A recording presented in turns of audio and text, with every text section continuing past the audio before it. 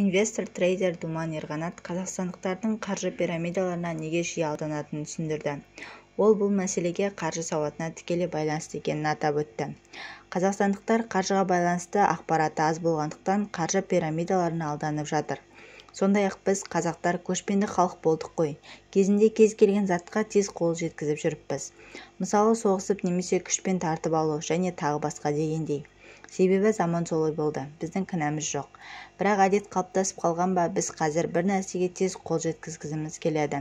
Егер қаржылық сауатымызды ашсақ, жастар білімді болса, бұл мәселені шеше аламыз деп ойлаймын, деді инвестор.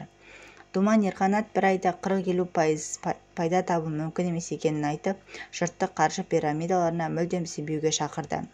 Мысалы, ақш-та доллардағы депозит 0,5%-дан жоғары емес. Мұны білу керек. Уоррен Баффеттің өзі жылына доллармен 13-28%-дан жоғары таппайды.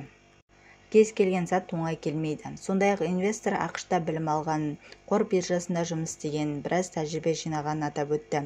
Мамандығым іскерлік әкімшілендірумен байланысты. Бұл салада жұмыс істеп жүргеніме 6 жыл болды. Басында аз ақшадан бастадық, кейін оның көлемі де өсті. Осы уақытқа дейін қаншама қателік жасалды. Мысалы, бір күнде биржада $9,000 жоғалтқан жағдай болды.